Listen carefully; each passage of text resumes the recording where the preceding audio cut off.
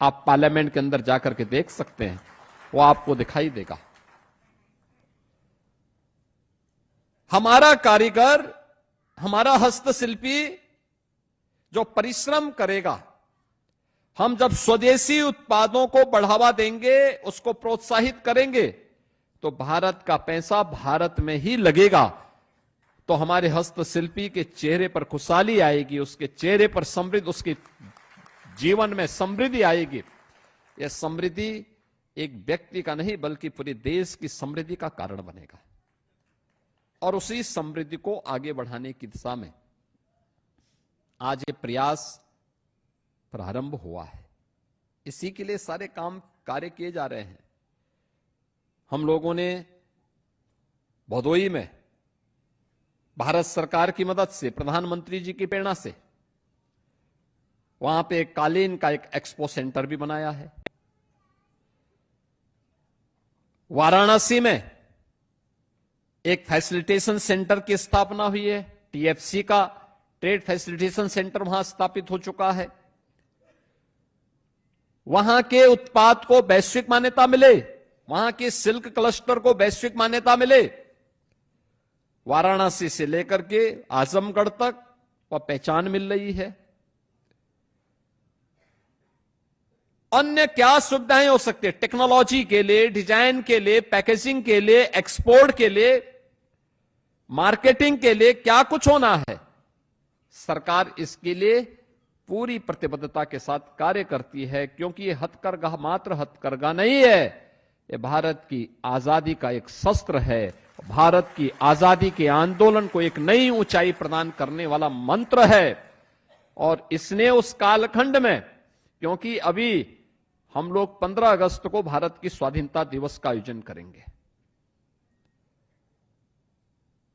इस स्वाधीनता दिवस 15 अगस्त 1947 को देश आजाद हुआ।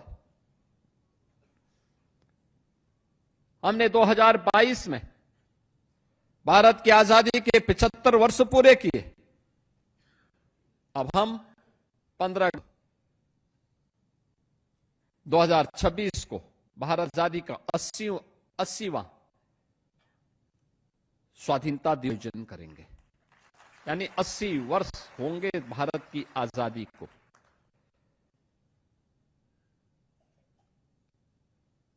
उससे भी 42 वर्ष पहले आज के दिन स्वदेशी के माध्यम से भारत की आजादी के मंत्र को फूंकने का एक नया आह्वान स्वाधीनता संग्राम सेनानियों ने किया था। और आज भारत की आजादी के उन दीवानों के आप सभी जितने भी यहां पर आए हुए हस्तशिल्पी हैं, कारीगर हैं, उद्यमी हैं, इसी उस परंपरा के, उस विरासत के प्रतिनिधि भी हैं।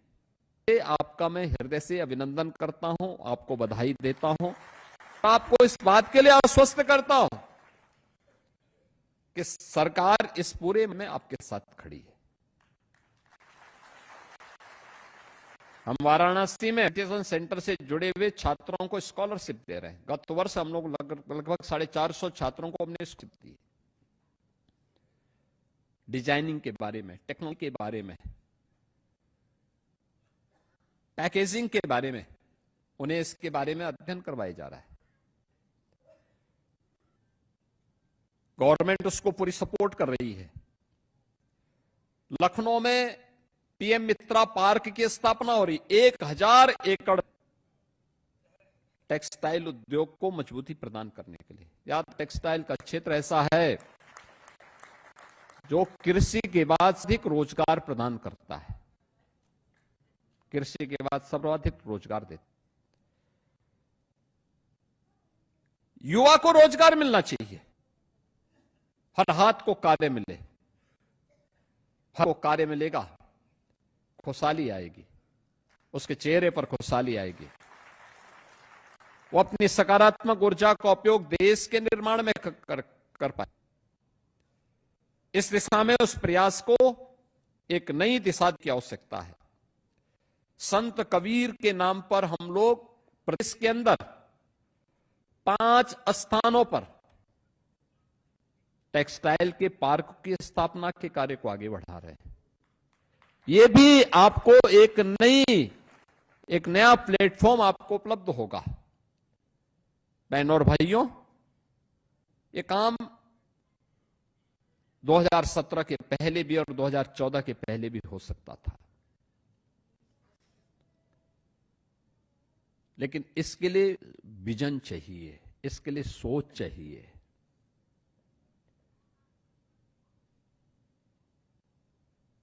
जहां पर किसी के पास ये सोच ही न हो, जहां हर कार्य को केवल वोट बैंक के नजरिए से लोग देखने लग जाएं, वहां पर गरीबों का, कारीगरों का, हस्तशिल्पियों का सम्मान पिछड़ जाता है। यही तो होता था 2017 के पहले। प्रदेश में बिजली ही नहीं थी, आवागमन के लिए सड़कें ही नहीं थी, कानून व्यवस्था इतनी बदहाल थी कि न बेटी सुरक्षित थी, न व्यापारी सुरक्षित था, न हस्तशिल्पी सुरक्षित था, न कारीगर सुरक्षित था। जब मार्केट ही नहीं खुलेंगे, बाजार वीरान रहेंगे, उसका असर हस्तशिल्प और कारीगर पर भी पड़ेगा, हर युवा पर पड़ेगा, हर छात्र पर पड़ेगा, हर महिला पर पड़ेगा। और यह क्षेत्र ऐसा है जिसमें 70% से अधिक महिलाएं कार्य कर रही हैं। 70% महिलाएं किसी एक क्षेत्र में कार्य कर रही हो, यह अद्भुत क्षेत्र है।